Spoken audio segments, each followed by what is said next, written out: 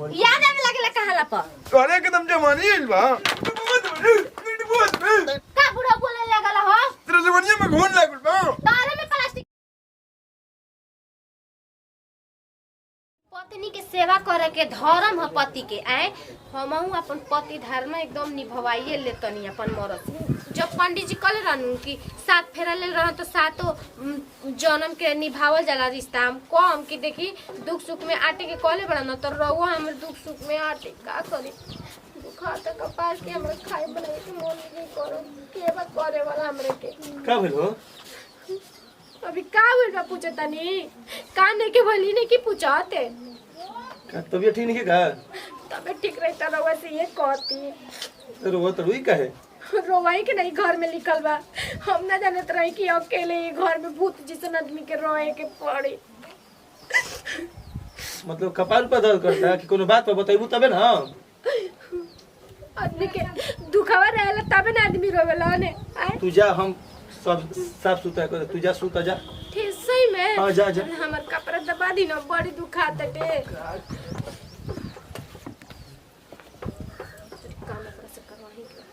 और तन की हेनिया दुखाता जी हो एनिया बड़ी फाटे त का करे का तनी तेलवा लगा के लगाती न तो और निमन रही जल्दी ठीक हो की ना चलो ऐसे ही सही बात तने काहे तो हो जा दुखाता हो जा अच्छा हो गेल ना और ओइ से मार के कबाड़ो का जी खोपड़ा मारे अरे मारे चलो हो गेल ना जा तन की दबाव तनी का कल रही पंडित जी की सातो जन्म साथे साथे रह जाला इतनी से हम दर्द हो का तरवा भागो तनी गोड़ सही दुखात रह चलो कपार दर्द भाई गोड़ दबा हो जी ना जी दबा दी न का करी लागत न जी हम काटा ना चलले बानी ओ तना दुखात हमर गोड़ हां तो खाई बनैले बड़ू गोड़ त दबाव तो हमरा से हम बनावेले रहती त हम रोवती तब तो हमारे बनाए पड़ी निमने शरीरिया रही त कहती जी रोवा के करे खाती तनी सी दबा दी जी बड़ा दुखाता रे माई डरो में इतना दर्द होता न का करी अरे बड़ी दुखाता जी सुनी न छोड़ दी हमर गोड़वा हाथवा बाबूजी के खाए ना मिली तो हमर बड़ी कपार खा जाए जगह तनी से बना दी खानावा तो कहले कि हतु तू लिपले बड़ चूल्हा हां लिपले होखम ना लिपले होखम ना याद नहीं खावा तो ना लिपले होखम तो रवा लिखते हम तन के ठीक बा आराम कर हम जाते ठीक बा ठीक बा जाते बड़ी आराम न करता टी मरद हमरा के दिन भर घूमता आ जमाने हमार तन की कोई देनी न काम ना करी हन और मरद के त अपना बस में करे के मेहरानू के एगो हाल करता है तनी करके दिखाव तब बुझा जाए हमहू सुतते न भाई ऐसा स्थिति हो गई के चलते ऐसा काम करे के पड़ता चाहे तो कोनो कोई बाहरवा देखो तो घरे में नहीं काम करता है का करतनी है बबुआ जी कुछो नहीं ई का करतनी रुआ ई का करती कुछो नहीं देखो नहीं कि कोई नहीं के तो पूरा ए रुआ चूल्हा ली पतनी जी ऊ कहां बड़ी ऊ तंगा सूतल में उनका तबीयत खराब बा जान माने उनकर तबीयत निकल लगल निके रहली उनकर तबीयत खराब हो गइल रुआ चूल्हा ली पर उतन में मगनी आने नहीं मतलब हम कहले कि देखो अभी हम खइबो नहीं खिना करी वो मेहरा रुआ के लाज नहीं खेला बात कि मर से चूल्हा ली पवा तड़ी चला जाए तो ठीक बा उसे कोई दिक्कत नहीं है तंगा उनका तबीयत खराब बा ऊ तंगा आराम करते ठीक बा लिपी ठीक बा कहां बाड़ी ऊ सूतल बा जानो और घरवा में सूतल बा जा ठीक बा लिपी बाप रे बाप ढेर पैसा का त ना मरद ले काम करवाओ तड़ी सन भीतर तक चल दो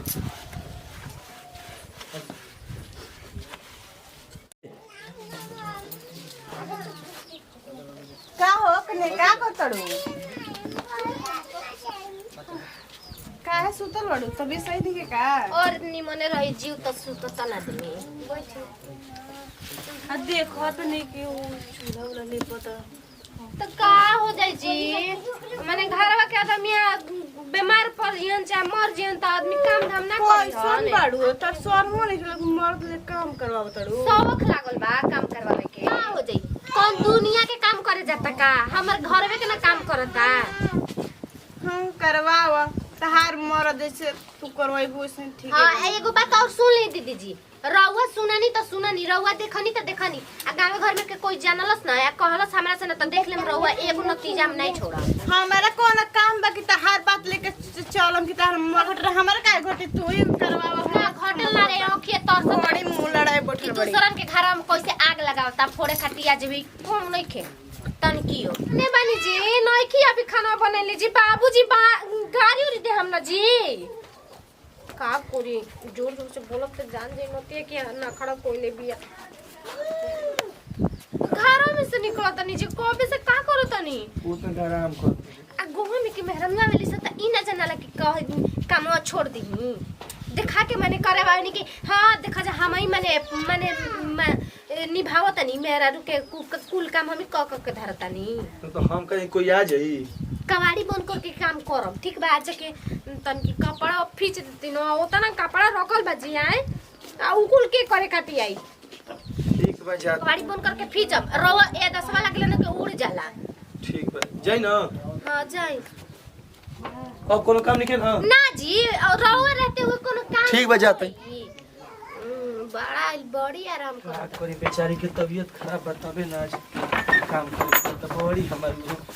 बढ़िया से बोले ले गुड़ी भाई मेहन मोह वाला काम करता रे कहाँ कुछ करते हैं गुड़ी भाई मोह के नहीं साड़ी पे जाता साया रे वैसे ट्राई ना मना ट्राई मनाई ट्राई न मनाई